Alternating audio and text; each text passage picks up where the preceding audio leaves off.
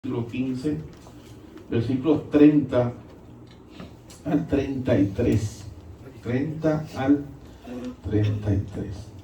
Este mensaje era el que iba a predicar el 1 de junio, que pues me enfermé, no pude llegar en esa mañana. Tuve que llamar a mi hermano, al anciano Miguel Mercado, que gracias a Dios pues ahí me cubrió. Dios le dio gracias y fuerzas y pudo cubrirme. Este era el mensaje que iba a traer aquella mañana, así que pues hoy vamos a escucharlo. Se llama Ayúdame a orar, que habíamos estado hablando de la escuela en los estudios bíblicos los jueves sobre la oración. En esa última porción de capítulo 6 de Efesios están hablando de toda la armadura de Dios, pero después hicimos una pausa para entrar en el tema de la oración, porque la oración es importante en el creyente, es la respiración, cómo nosotros nos comunicamos con nuestro Padre. Y no estoy hablando simplemente del hecho de hablar, ¿verdad?, de sonidos, sino con el alma, con el corazón, hablar con Él de diversas maneras. Usted puede estar en un lugar y está hablando con el Señor, está orando al Señor y está hablando en su mente. No necesariamente tiene que estar, porque el Señor conoce todo lo íntimo de nosotros, todo lo íntimo. Bueno, Romanos 15, versículos 30 al 33.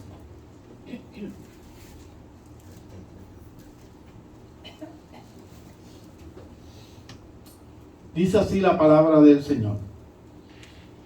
Pero os ruego, hermanos, por nuestro Señor Jesucristo y por el amor del Espíritu, que me ayudéis orando por mí a Dios, para que sea librado de los rebeldes que están en Judea y que la ofrenda de mi servicio a los santos en Jerusalén sea acepta.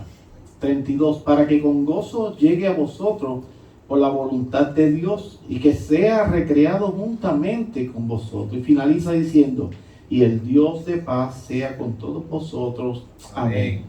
La palabra del Señor, este mensaje, ayúdame a orar. Padre, gracias por la oportunidad que tú me das una vez más, un domingo más, Señor, de predicar el santo evangelio. Yo te pido que esta palabra que no retorna atrás vacía sea edificándonos, Señor, consolándonos, fortaleciéndonos y afirmándonos en la fe que es en ti y en la sola palabra, Señor, del evangelio, la sola escritura. Yo te pido en esta hora, Señor, que tú ilumines nuestros pensamientos, que quite toda turbación, que aclare, Señor, nuestras mentes para entender de manera correcta y de manera simple también, Señor, la palabra que vamos a predicar.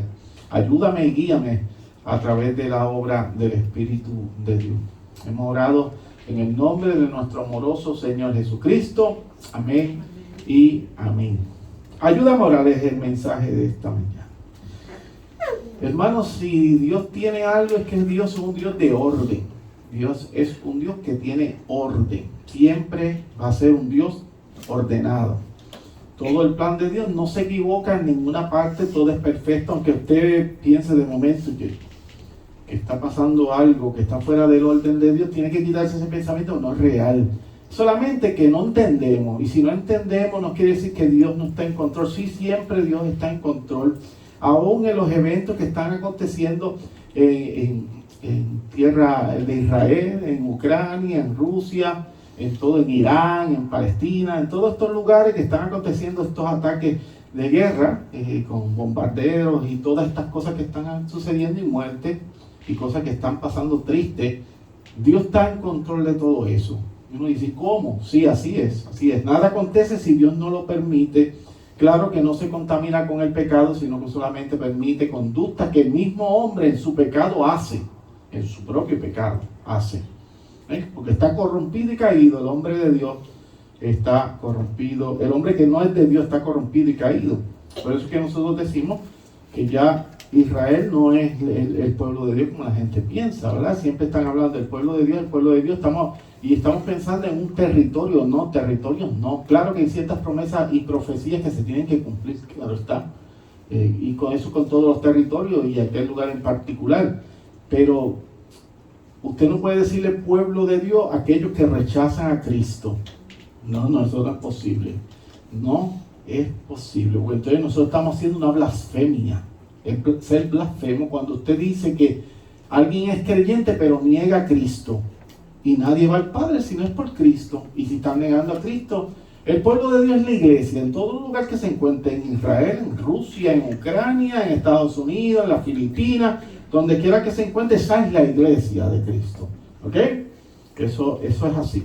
Así que tiene que quitarse un poco el concepto de Israel como el pueblo de Dios, espiritual así, ¿no? Una nación, claro que tiene mucha historia con la base bíblica, ¿verdad? Porque sí, la salvación viene de los judíos porque nace allí, se hace hombre allí, Cristo de la gloria. Pero hoy día eso no es así, eso ha cambiado muchísimo. Hoy día no es así.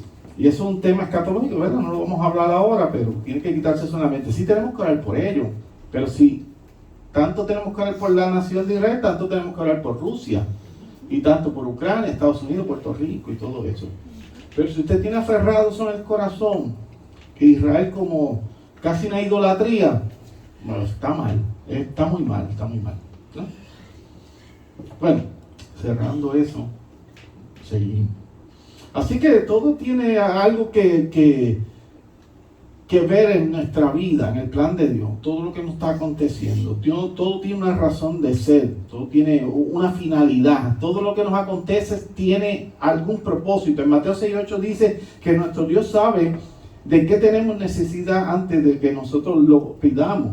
Y dice en Jeremías 29:11 que Dios sabe los planes que tiene para nosotros y son planes, o esos pensamientos son de bienestar y no de calamidad, como dice Jeremías, para darnos un futuro y una esperanza. Nosotros vivimos en la esperanza de que un día estaremos frente a nuestro Señor y que la muerte no nos puede detener, sino que la muerte en el creyente es vida eterna.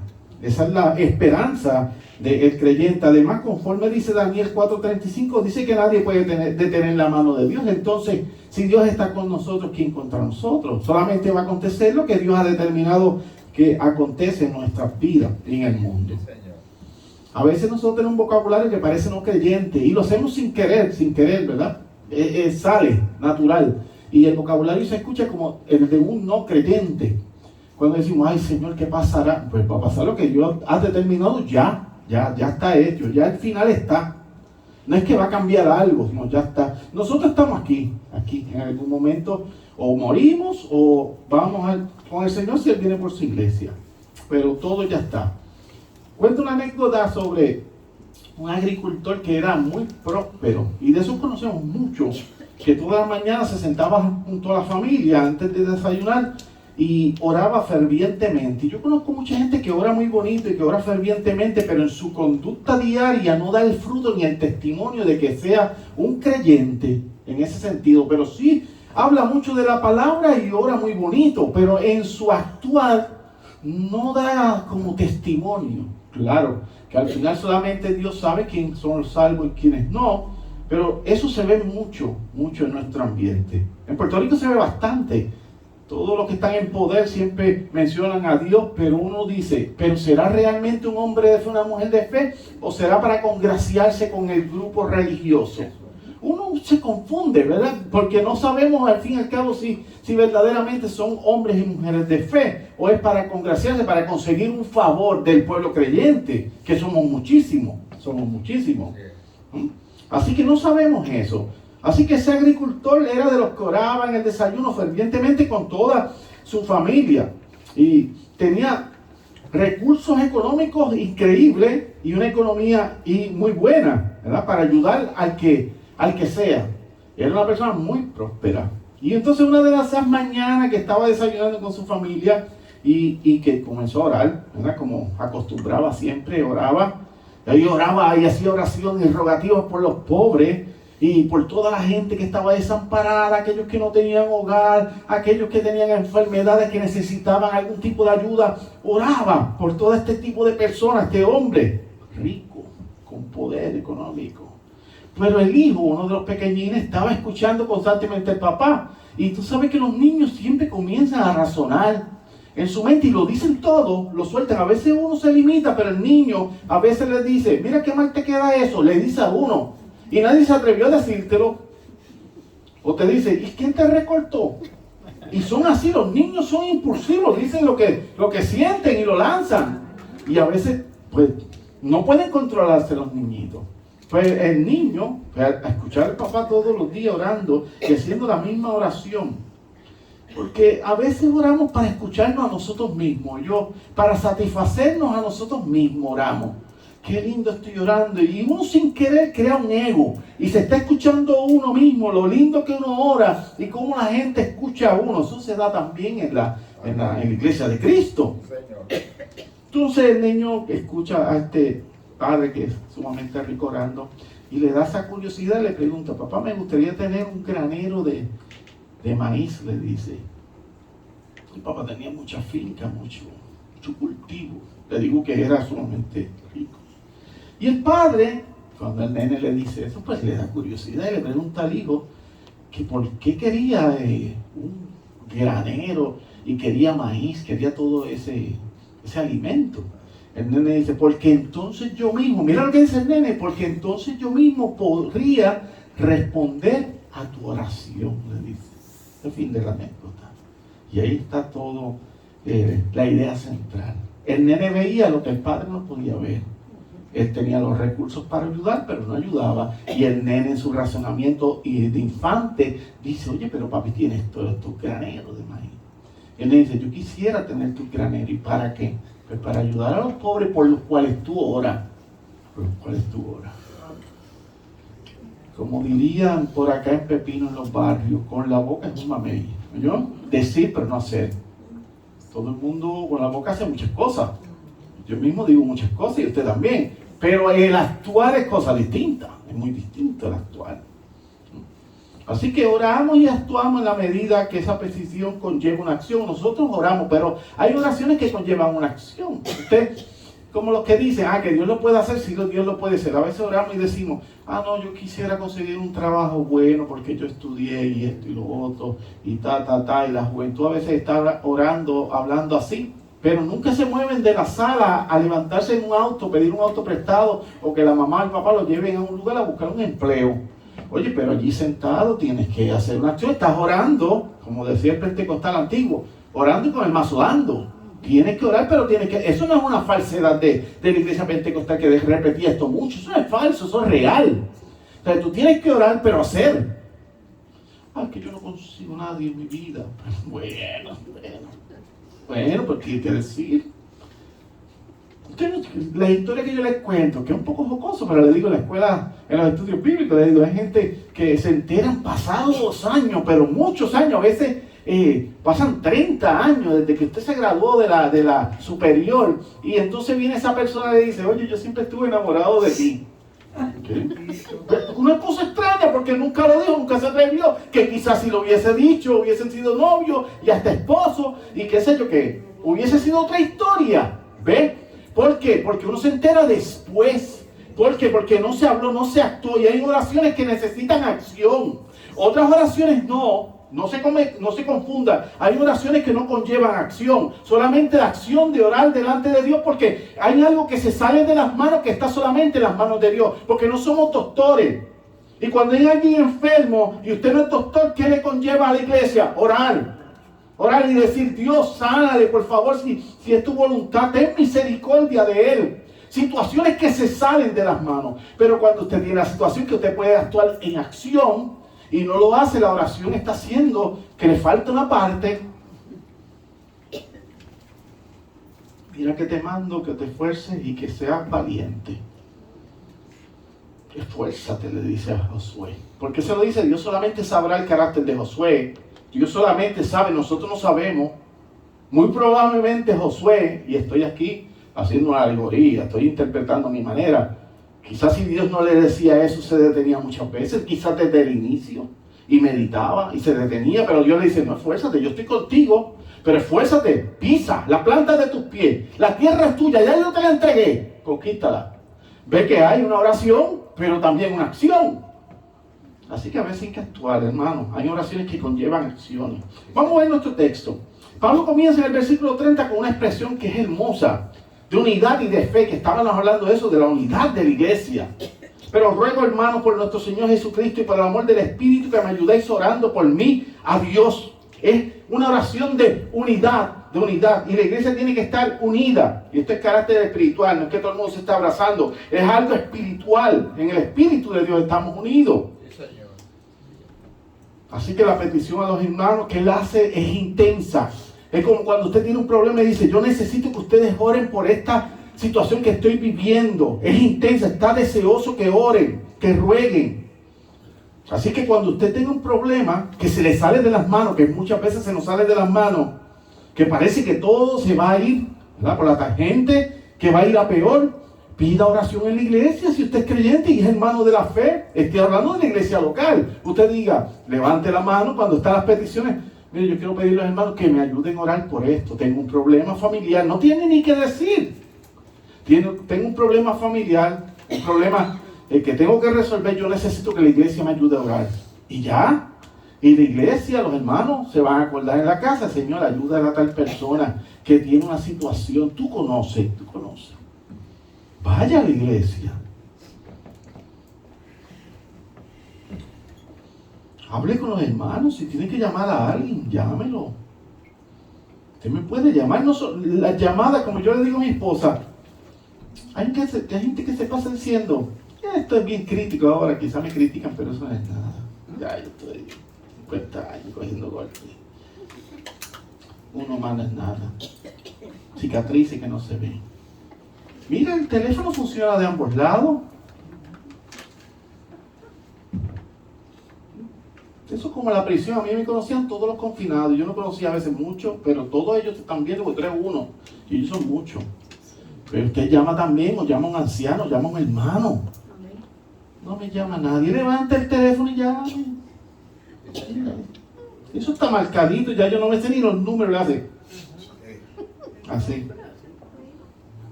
¿Y cómo está? Mira, yo puedo contarte algo. Que me está aconteciendo algo y quiero desahogarme. Y no sabe qué bendición es desahogarse con alguien de fe. Esa es una bendición tan grande. Cuando uno está ahogado con esos problemas y llama a alguien que sabe usted que es un hombre, una mujer de Dios. Eso uno... ¡Ah, qué bendición! Es una gran bendición. Es una gran bendición. Llame. Pida ayuda en oración. Santiago 5:16 dice, confesad vuestros pecados, vuestras ofensas unos a otros y orad unos por los otros para que seáis sanados. La oración eficaz del justo puede mucho. Esto es la unidad de la iglesia. Entonces, la oración tendrá poder. Pues no tiene poder. El que tiene poder es Dios. Es al que le pedimos que tiene el poder. Nosotros, es una conversación, una petición en necesidad. Dios, mira lo que me está aconteciendo. Usted no sabe cómo ha cambiado mi vida en alguna mañana que yo vengo para aquí con las ideas cruzadas. No sé ni qué voy a predicar, tengo todo en nota. Y yo digo, estoy bloqueado. Señor, dame sabiduría. Y subo aquí y el Espíritu de Dios organiza las ideas. Después yo termino y digo a mi esposa, no sé cómo pasó, pero pasó. Porque uno viene a veces a la iglesia con muchas cosas en la mente de afuera, problemas y situaciones. El Dios pida, clame, hable, ayúdame. Oración es simple, no se ponga tampoco muy catedrático. Él nos va a fortalecer. El hombre que pide oración a los hermanos de Roma, este es Pablo, es un hombre de oración. Pablo es un hombre que ora, que oraba. Romanos capítulo 1, versículo 9 al 10 dice, porque testigo me es Dios, quien sirvo en mi espíritu en el evangelio de su Hijo, ve que hace la salvedad de su Hijo Jesucristo, de que sin cesar hago mención de todos vosotros en mis oraciones. Él se acordaba de los hermanos.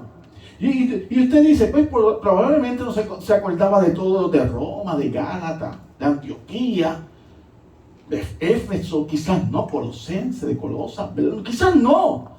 Pero él dice, Señor, me imagino que Pablo diría, acuérdate de los hermanos que están en Galacia, los santos que están en Galacia, acuérdate de los de Éfeso, acuérdate de los que están en Jerusalén.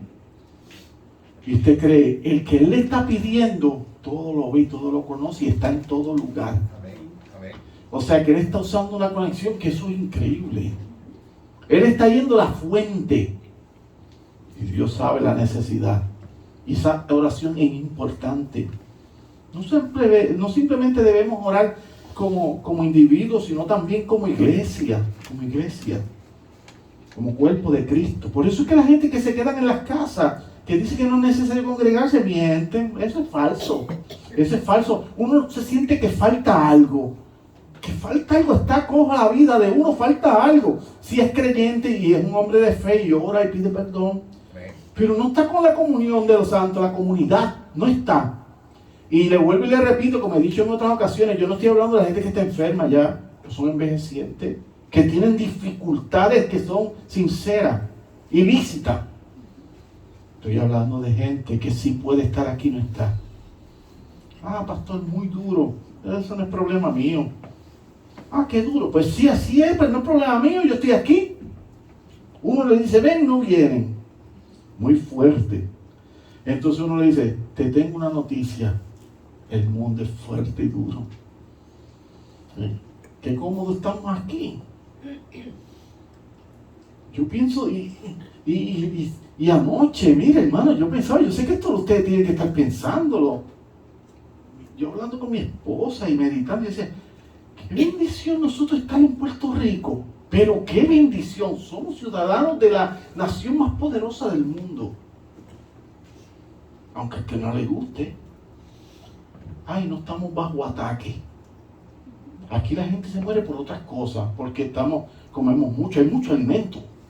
Entonces tenemos que reducir los alimentos porque comenzamos a subir de peso, el colesterol se descontrola, la pena nos da otras cosas, ¿entiendes? Porque tenemos abundancia.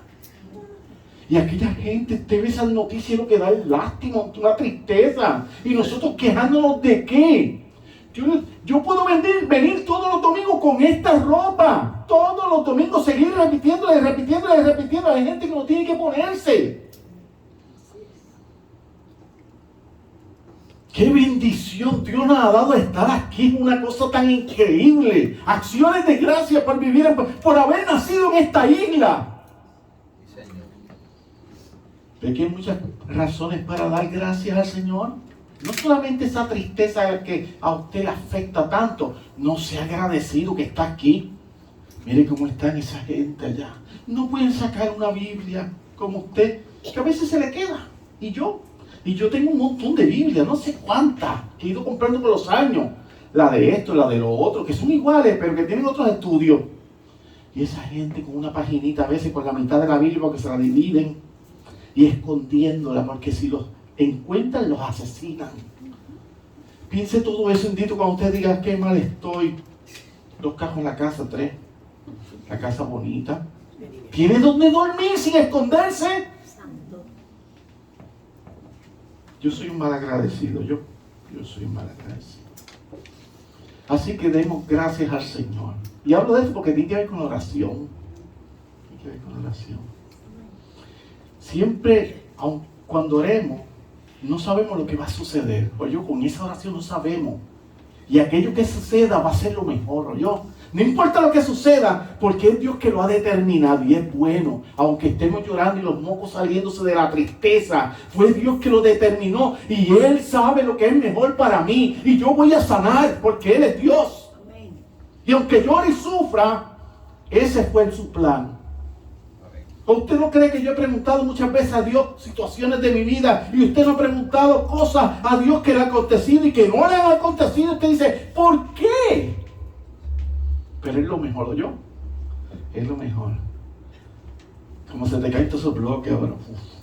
Y ya, no hay problema. Es lo mejor. Lo que está pasando ahora es lo mejor. Versículo 31, Pablo es específico en su petición de oración. Específico. Para que sea librado de los rebeldes que están en Judea y que la ofrenda de mi servicio a los santos en Jerusalén sea acepta o aceptada. Pablo pide ser librado de estos judíos rebeldes. Así que cuando alguien le esté levantando la guerra, le quiere hacer daño, ore. Señor, mira a esta gente, me quieren hacer daño, quieren llevarme al tribunal o hacer tal cosa, lo que sea. Miren el problema que me busqué en un accidente de auto, lo que sea. O una situación de negocio, ¿verdad? Que a veces cosas legales. Y usted está en conflicto y se puede salir mal. Ore. Señor, a ti yo encomiendo todo este proceso que está pasando y voy a aceptar tu soberana voluntad. Ayúdame a entender humildemente lo que está pasando. Tan bueno cuando uno se da cuenta que aquel negocio no servía Y nunca Dios lo permitió de ninguna manera. Y tú dices, oye, pero si estoy orando y no me sale el negocio. Y después pasan 2 años, 3 años. Y tú dices, era por esto. Qué bueno tú eres, Dios, ahora Dios bueno. Amén. No te das cuenta que Él tiene un plan y es mejor. Mejor. Así que Pablo pide ser librado de esos rebeldes que les quieren hacer daño. Le esperan en Jerusalén. Quieren matar a Pablo, quieren atentar contra su vida, según dice Hechos 23, 12, 14. Dice que había más de 40 judíos que hicieron juramento bajo maldición, diciendo que no beberían ni comerían hasta que le dieran muerte al apóstol Pablo. Estaban sumamente determinados a asesinar a Pablo. Eso es muy importante, nadie nos va a poner una mano encima sin que el Dios Todopoderoso lo haya determinado. Así que encomienda tu día, tu camino, tu vida a Dios. Y, perdón, y le decía el pastor Roberto, ¿sabes que yo hago mi chiste? Ellos son un poquito más serios que yo, pero todo el mundo es distinto. Y yo tomando la clase con él le decía, a mí no me importa porque yo soy con John Wick, me hace los mandaditos a mí. Él viene y me pide la bendición pastor, John Wick. Que tiene los anillos de poder, por cierto, de Mordor. Y él le dice, no, está bien, llévate el anillo. El Señor de los Anillos. Dicen que el maestro le pedía permiso para hablar a John Wick cuando le daba clase. Bromas y memes que hay por ahí, ¿verdad? De John Wick. Eso es ficción. Pero John Wick no se compara al lado de nosotros, yo. Y nosotros no somos ficción. Nosotros andamos con el Todopoderoso. Y somos su pertenencia, su propiedad. Así que nada me pasa, ninguna bala nos toca, nada, si el jefe nos dice. Amén. Entonces el pastor Roberto, Dios te bendiga, le dijo, sí pastor, había aquí un hermano que decía, nosotros somos mayor que Superman. Mayor que Superman, porque el que está con nosotros es el dueño de todo. De todo. Y controla todo. Usted no sabe que yo digo esto y a mí me da una alegría. Que yo sé que lo que me está pasando está en las manos de Él, aunque yo no lo entiendo. Y me da una paz. Hacemos como el salmista. Encomienda a Jehová tu camino y confía en Él. Y Él hará. Salmo 37, 5. El Salmo 16, 8 que oía a alguien hablando de Él hace poco. A Jehová he puesto siempre delante de mí. Mire a Jehová siempre he puesto delante de mí. Hay gente que ven, algunos hermanos aquí dicen, ese es como loquito. Sí, pero ese hermano sale y dice, Señor, encomiendo mi día a ti. Tú eres mi guía, tú eres mi salvador, tú eres mi maestro. Y quizás no es muy teológico, pero dice eso y lo cree en fe. A Jehová he puesto siempre delante de mí, porque está a mi diestra, no seré conmovido. Pablo fue librado de ser asesinado por ese grupo y llega a Jerusalén, hasta Cesarea, y con una escolta brutal. ¿Sabe que el carro del presidente dice la bestia? No, yo te escucho el número de la escolta de Pablo para llevarlo. Brutal. Hechos 23, 24 dice que la escolta para trasladar a Pablo contaba con 200 soldados. En aquella época, piénselo, en aquella época, 70 jinetes y 200 lanceros. Un hombre, para llevar a un hombre. Pero si Dios dice, tú vas y te envía lo que tenga que enviar y te provee recursos, Dios escucha nuestra oración y va a actuar conforme a su voluntad. Es un misterio, pero es real, así es. Él ha decretado usar nuestra oración para el cumplimiento de sus planes soberanos. Eso es muy complicado de entender, yo no lo entiendo. Yo, hermano, soy complicado, pero está en la mente de Dios. Dice el Salmo 34, 6, este pobre clamó y le oyó Jehová y lo libró, o lo salvó de todas sus angustias. Usted ora y el Señor está ahí, siempre. Esa es la relación de padre e hijo. Los padres son muy importantes en la vida, pero el mayor de los padres, el todopoderoso y soberano. Dios quiere que nos acerquemos a Él. como el Padre amoroso que es. Hay padres que no suelen ser padres, pero este Padre nunca falla y siempre está escuchando y atento. Hay gente que no conocieron a sus papás o su padre en este día, pero el Padre Todopoderoso está ahí para ti y para mí. Dice que vayamos a su trono de gracia confiadamente y recibiremos misericordia, socorro. Observe que el apóstol Pablo tenía otra petición. Esta puede ser la de cualquiera de nosotros. Que la iglesia continúe creciendo, que todos nosotros crezcamos en el conocimiento y amor por los no alcanzados. Es una oración legítima. Ser correspondido por la persona que amamos, que nos atrae, que nos gusta. Es una oración. Ser aceptado en un empleo. La lista no tiene fin. Usted la pone ahí. Pablo tiene una petición específica y es sobre aquella ofrenda que él tiene que llevar a la iglesia en Jerusalén, que está escaso la economía en Jerusalén y él quiere llevar una ofrenda. Pero ¿qué pasa? Que hay un conflicto. ¿Por qué? Porque hay un conflicto entre judíos y gentiles y son orgullosos los judíos. Y él pide a Dios que cuando él lleve esa ofrenda, que no es de judíos a judíos, sino de gentiles a judíos, se acepta. Mira, hermanos, si somos nosotros y a veces para recibir una ofrenda nos ponemos tan orgullosos, yo la recibo. No, si yo sé que la bendición para ellos es mayor. Lo que pasa es que yo no hablo mucho de ese tema, porque es una iglesia de prosperidad. La iglesia de prosperidad, no, tiene que pacta. No. Eso es mentira. El que fue a la cruz fue Cristo y pagó. Nadie tiene que pagar por nada. Uno hace las cosas porque nace ese corazón agradecido y ya. Reciba las cositas humildemente, venga, y ya. No diga nada, si no quiere decir nada, no diga nada, pero recíbalo. ¿Cómo lo va a rechazar? Qué triste cuando le rechazan un regalo a uno. Que uno está dando una cosita y tenga, este es para ti. Se acordó de uno, pero no lo rechace porque se siente mala persona. Esto no se trata de cantidad ni nada de eso. Recíbalo, humildad. Cuando estamos en el Señor todo debe ser distinto. Debemos recibir las cosas que nos dan con amor y gratitud. Es como las personas que no se dejan de amar, que no se dejan amar, que no permiten que se les ayude. Personas que son muy ariscos, como un erizo, y tú tentas y te hincas. Y tú, mira, yo te quiero ayudar. No. Pero si te queremos ayudar.